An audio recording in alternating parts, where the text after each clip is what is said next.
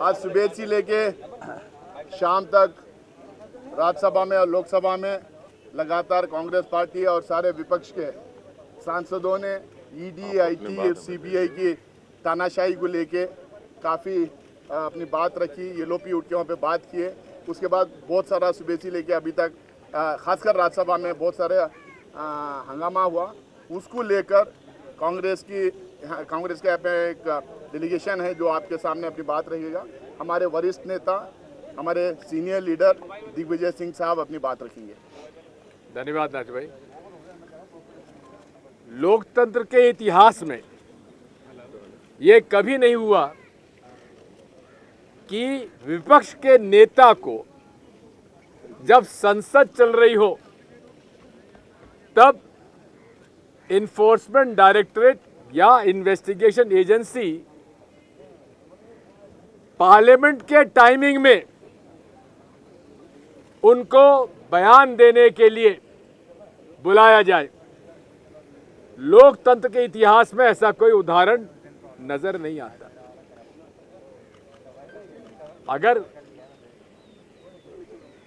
Leader of opposition Mallikarjun खड़गे जी को अगर बुलाना ही था तो 11 बजे के पहले बुला लेते या 5 बजे के बाद बुला लेते।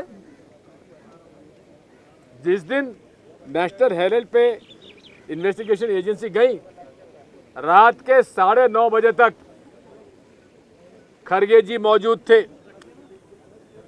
फिर आज पार्लियामेंट के में चर्चा हो रही है,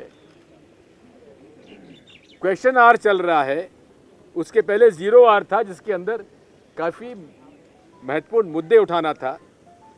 तब इन्फोर्समेंट डायरेक्टरेट उनको बयान देने के लिए बुलवा रहा है।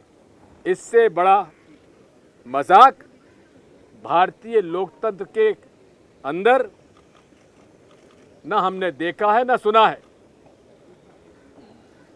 आखिर मोदी जी इतने डरते क्यों हैं? अरे महंगाई बढ़ी है। मैं तो आप लोगों से पूछता हूं, कौन सा ऐसा परिवार है जितने यहाँ खड़े हुए हैं, आपका वेतन तो बढ़ा नहीं, लेकिन घर में महंगाई ज़्यादा बढ़ी है कि नहीं बढ़ी है? आप खुद आत्मचिंतन कर लीजिए। अरे हम लोग अपनी लड़ाई नहीं लड़ रहे हैं, हम लोग आप लोगों की लड़ाई लड़ रहे हैं। इसलिए आइए कल सुबह 11 बजे सारे हमारे कांग्रेस के सांसद राष्ट्रपति जी को जाकर कहेंगे कि माननीय वित्त मंत्री जी को देश के वास्तविक आर्थिक हालातों से परिचय नहीं है। इसलिए हम लोग कल मार्च करेंगे राष्ट्रपति जी के घर पर। आप सब लोग इसलिए आमंत्रित हैं और आप उसमें शामिल होइए।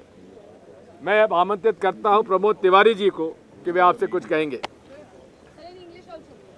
सदन लोकसभा हो, राज्यसभा हो, विधानसभा हो, ये नियमावली से भी चलती है, संविधान से भी चलती है और स्थापित परंपराओं से भी चलती है। आज तक लोकतंत्र के इतिहास में इसके पहले भारतीय संसद के रिकॉग्नाइज नेता विरोधी दल को जब उसकी नोटिस लगी हो, ये महत्वपूर्ण है कि उनकी नोटिस लगी हुई है और उस पर चर्चा होनी हो, तो उसके पहले ईडी उनको समन करके बुलाए। समय दिया गया है कि 12:30 बजे आप आइए। 11 से लेकर 6 बजे तक सदन चलता है। अगर बुलाना आवश्यक था तो शनिवार को, इतवार को बुला लेते, परंतु नियमावली का अपमान हुआ, संविधान का अपमान हुआ और मैं कहूंगा परंपराओं जिससे कि राज्यसभा चलती है, ये सिर्फ एलओपी का अपमान नहीं है, ये संपूर्ण राज्यसभा, लोकसभा और विधायिका का अपमान है। और विधायिका का अपमान क्यों हो रहा है? पत्रकारिता की वजह से। एक नेशनल हेराल्ड अखबार जिसने देश की आज़ादी की लड़ाई लड़ी, उस समय ये महत्वपूर्ण था, इससे कोई इनकार नहीं कर सकता। उसके लिए आप समन कर रहे हो एलओपी को जानबूझकर, जब 2 दिन बाद उपराष्ट्रपति का चुनाव होना है। नेता सदन वो सभापति बनेंगे, सीधे जुड़ा हुआ मसला है। तो आप 2 दिन पहले ईडी का दुरुपयोग करके, ईडी का मिसयूज करके, आप जब उनसे पूछताछ पहले आप कर चुके हो। ऐसा नहीं कि वो पहली बार बुला रहे हो। बुलाना था सदन के कार्यकाल समाप्त होने के बाद बुला लेते, सैटरडे संडे को बुला लेते। नहीं बुलाना था, कम से कम सदन के कार्यकाल में न बुलाते।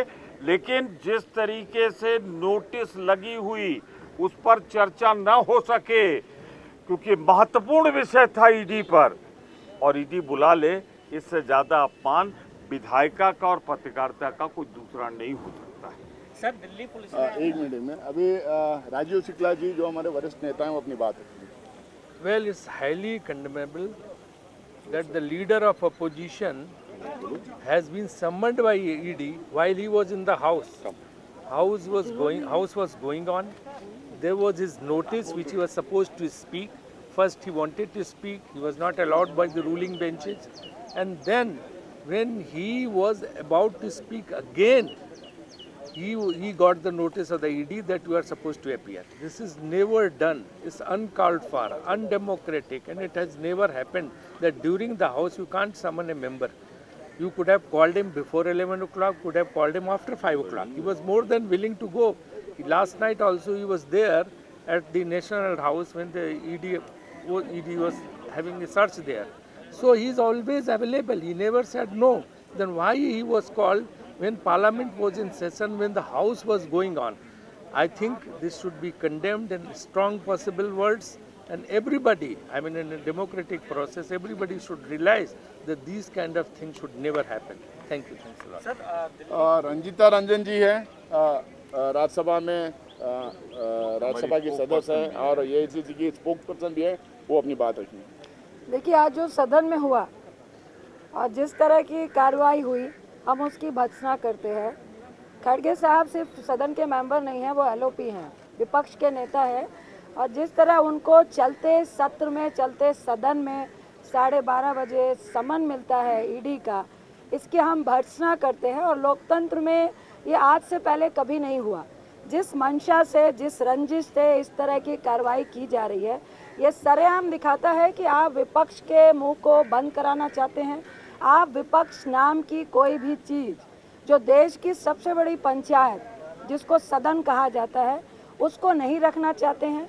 ये सिर्फ एलओपी का ही अपमान नहीं है, बल्कि इस सदन का अपमान हुआ है। इस तरह से एक तानाशाही सरकार चला सकता है। हम इसकी पूरी भर्त्सना करते हैं और आपके माध्यम से पूरे देश को बताना चाहते हैं कि आज जिस तरह सदन की आवाज़ को बंद करके, मुद्दे पे चर्चा नहीं होके, और जिस तरह एलओपी अपनी बात करना चाह रहे थे, पीयूष गोयल जी ने जिस तरह इंटरवेन किया, उनको डिस्टर्ब किया, जो नेता सदन को, जो नेता सदन है पार्टी के, सत्ता पक्ष के, लग ऐसा रहा था हम स्पीकर के बारे में उनको पूरा सम्मान करते हैं, और सदन के भीतर सबसे बड़ा कोई अगर अध्यक्ष होता है तो वो स्पीकर होता है।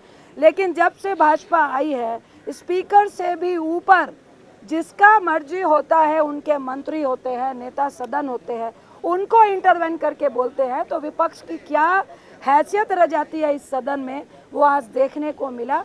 हम इसकी भरपूर भर्त्सना करते हैं, और आगे ये कब तक चलता रहेगा, ये बहुत बड़ा क्वेश्चन मार्क है कि सदन चलेगा कि नहीं, क्योंकि एक बहुत बड़ा षड्यंत्र हो रहा है आम आवाम को महंगाई से, बेरोजगारी से, आर्थिक मंदी से, अग्निपथ जैसे मेजर इशू से ध्यान को डाइवर्ट करने के लिए इस तरह की कार्रवाई हो रही है, जिसकी हम भर्त्सना करते हैं। और another young MP from Kerala, JB Mathur, would also like to speak. What happened in Parliament today should be marked as a black chapter of democracy.